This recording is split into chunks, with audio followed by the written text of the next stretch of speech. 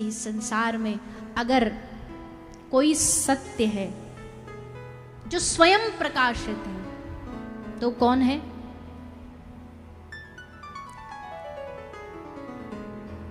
साचो एक राधा रमन, झूठो सब संसार। सत्य एकमात्र राधा रमन, सत्य एकमात्र श्री ठाकुर जी है। बाकी सब चीजों में सत्यता नहीं है, बाकी सब चीजें झूठी है।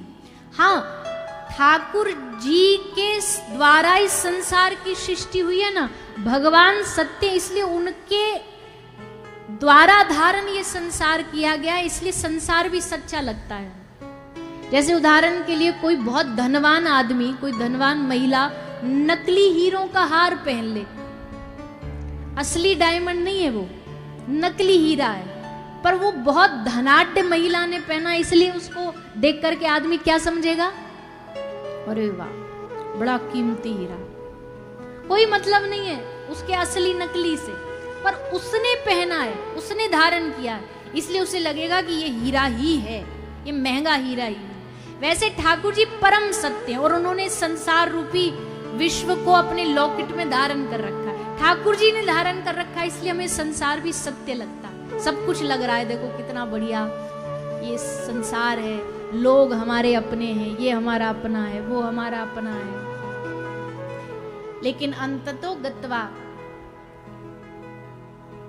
जब सत्य पता चला, जब सत्य की पहचान हुई, तो समझ आया कि संसार में ठाकुर जी के अलावा कुछ भी सत्य नहीं है, भ्रम मात्र ठाकुर।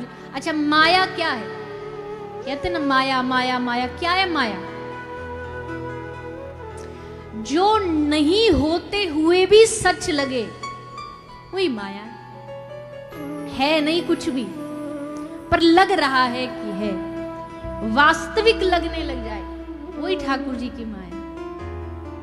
और ठाकुर जी ने ऐसा ही सृष्टि का निर्माण किया, ऐसा ही निर्माण किया कि सब कुछ झूठा होते हुए भी सच लगे, और सब इसी में उलझे पड़े, सबके तार एक दूसरे से भिड़े पड़े, एक दूसरे से सब उलझे हुए, और ऐसा लगता है कि यही संसार की सच्चाई है, यही संसार की वास्तविकता। और अभी प्राण निकले कि सब छूट जाएगा, सब रह जाएगा। कौन पीछे से अब क्या कर रहा है, कौन क्या बोल रहा है, कौन धोखा दे रहा है, कुछ याद नहीं रहेगा, सब छूट जाएगा। कोई मतलब नहीं रहेगा हमें हमारे अपने पिछले परिवार से। यहाँ कितने लोग हैं जिनको याद है हमारे पिछले जन्म के बेटा बेटी क्या कर रहे होंगे फिलहाल? कभी चिंता करिए बैठ कर, अरे राम राम राम, हम तो उनको छोड़ के आ गए, वो तो भूखे मर रहे होंगे।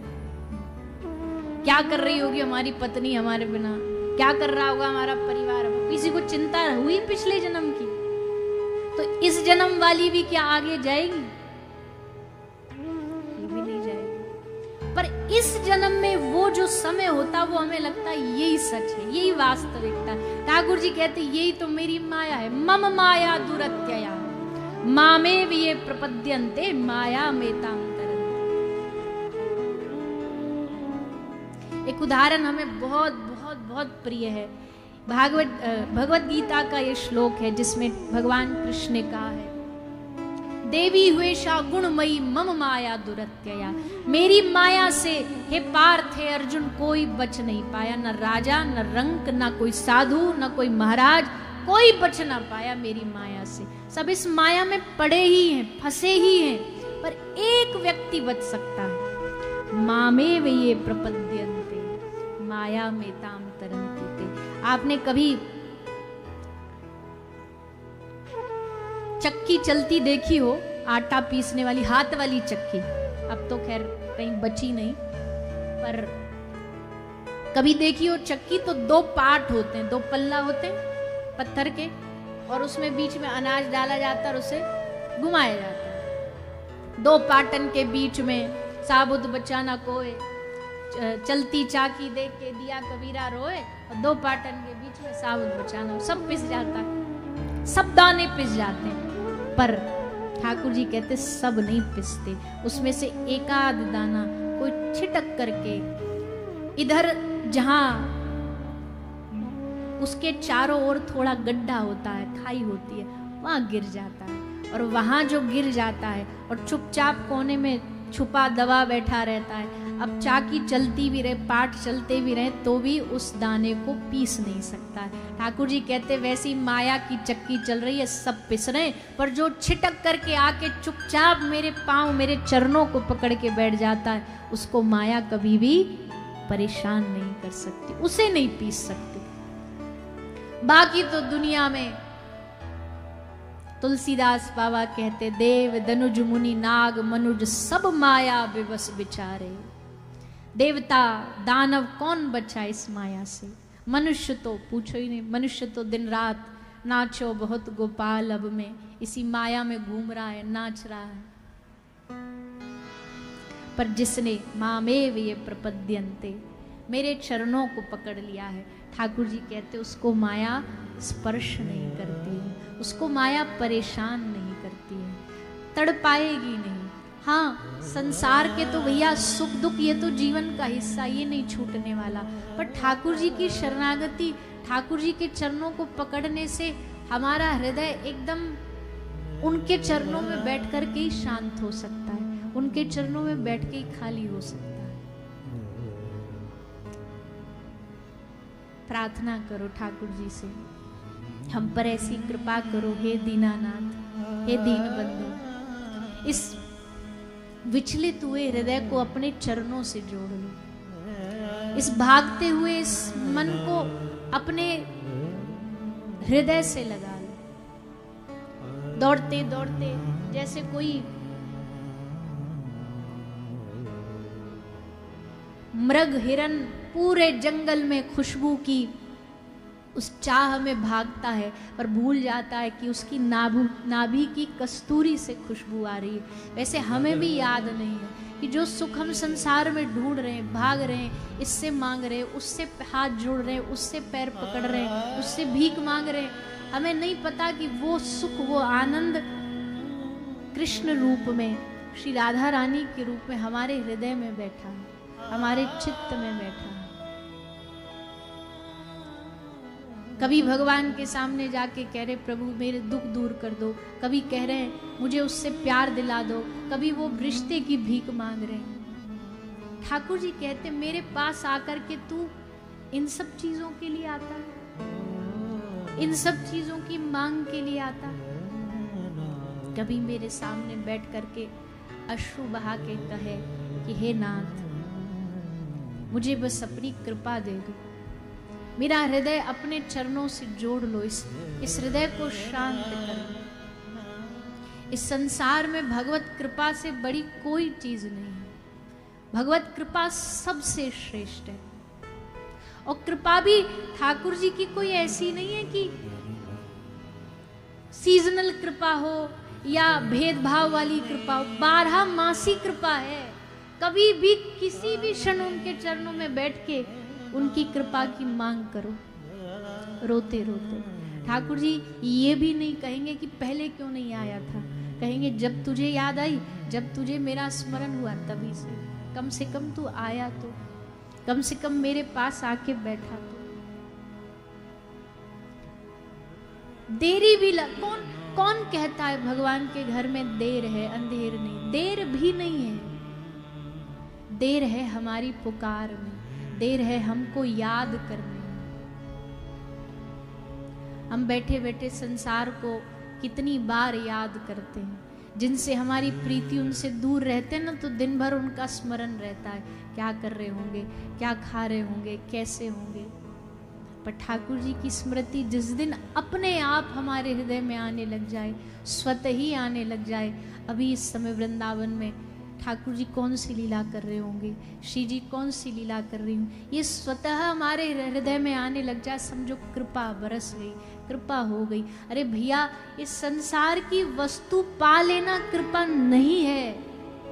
कोई समझता हो कि हमारा बिगड़ा काम बना दे भगवान, कृपा हो गई, हम जो चाहे वो मिल गया, कृपा हो गई, ये कृपा नहीं है। भक्तों की दृष्टि में प्रभु की सतत याद बनना ये कृपा है, उनकी याद में व्याकुल होना ये कृपा है, उनके लिए रोना ये कृपा है, उनकी याद में तड़पना ये कृपा है।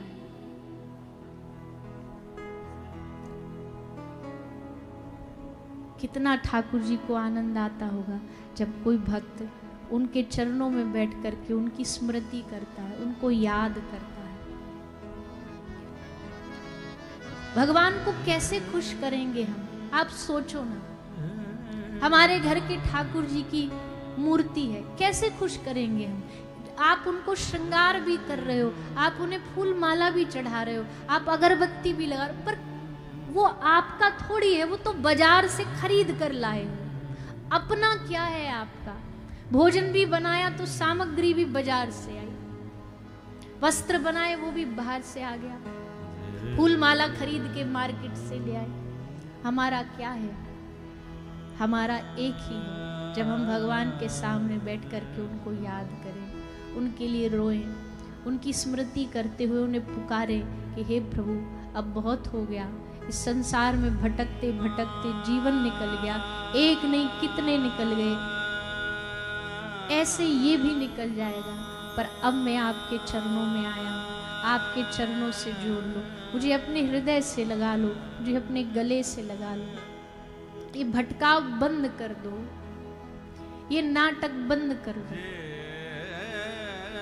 जब हृदय में ये भाव जागेगा, जब उनके लिए हृदय से पुकार जागेगी, जब आंख से अश्रु बहेंगे, ठाकुर जी को उस दिन लगेगा हाँ आज लाया कुछ अपनी तरफ से, आज इसने अपना दिल दिया है, आज इसने अपना मन दिया है, आज इसने अपनी स्मृति मुझे दी है। किसी भी चीज से भगवान को प्रसन्न नहीं किया जा सकता, केवल और केवल भगवान को उनकी स्मृति से, उनकी याद से प्रसन्न किया जा सकता। हमारी एक जीवन की सबसे बड़ी कमी है, हमें भगवान की याद नहीं आती। पूजा करते हैं पर हमें याद नहीं आता, हमें उनका स्मरण नहीं होता।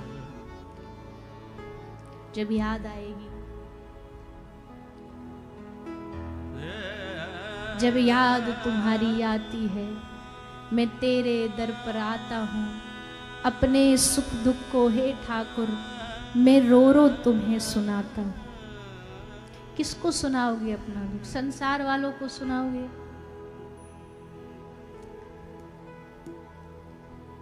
फोन में स्टेटस पर लगाओगे? क्या दुनिया दुख दूर कर देगी? तुम लगा भी दोगे तो वो उसको अपने लिए उपयोग करेगा आगे कहीं जाकर के। किसी में ताकत नहीं है कि हमारे मन के उस द्वंद्व को, हमारे मन की पीड़ा को कोई मिटा सके। इसलिए कहाँ सुनाना, किसको सुनाना? अपने सुख दुख को हे ठाकुर मैं रो रो तुम्हें सुनाता हूं। उनको बैठ करके सुनाइए, उनको कहिए। जगन्नाथ जी की रथ यात्रा भी आ रही है। जगन्नाथ जी का एक नाम उड़ीसा में बड़ा प्रसिद्ध है। जगन्नाथ जी के परिकर जो है ना, आसपास के लोग, वो जगन्नाथ जी को एक नाम से बुलाते हैं, मणिमा। हे मणिमा, हे मणिमा। हे मणिमा मतलब हे मेरी माँ। जगन्नाथ प्रभु कौन है? बोले हमारी माता है, हमारी माँ है। तो जगन्नाथ प्रभु के चरणों में बैठ करके पांडुरंग भगवान को क्या बोलते? माउली। माउली, माझे माहेर पंढरी। जैसे कोई हार थक करके अपने दुख जा करके अपनी माँ को सुनाए। नामदेव जी कहते माझी विठ्ठाबाई। श्री पांडुरंग को श्री नामदेव जी माझी विठ्ठाबाई, बाई मतलब माँ, विठ्ठल भगवान को ये कह करके संबोधित करते थे। ऐसे भक्त नहीं और कोई मेरी सुनता है, मैं तुम्हें सुनाने। उनके चरणों में बैठो, उनकी स्मृति करो, उनकी याद करो। और जब भगवान पूछे काय को रो रहा है, क्यों इतनी देर से माथा खा रहा है हमारा, चाहिए क्या तुझे? बोल दे, जो चाहिए वो मिल जाएगा, एक बार कह तो दे। भगवान फंसाएंगे चक्करों में, भगवान तुमको लालच देंगे, लोभ देंगे कि कैसे भी बस कुछ संसार की चीजें मांगे और हम दे दा के इसको झंझट फ्री हो जाएं। पर भैया गलती से भी उनकी चिकनी चुपड़ी बातों में आ न जाना। उनकी चिकनी चुपड़ी बातों में आकर के कोई जीवन के संसार के कोई द्वंद्व परेशानी इनको दूर कर दो, ये न मांग लेना, बल्कि उनसे कहना प्रभु संसार की सब चीजें लेनी हो ले लो, और उसके बदले में हमें अपनी कृपा दे दो। आपकी कृपा से बड़ा कुछ भी नहीं। कृपा क्या है? बोले अब जीवन की जो भी परिस्थिति हो ना, अच्छी भी होगी बुरी भी होगी, वो भी ठाकुर जी की कृपा है, उसमें भी आनंद।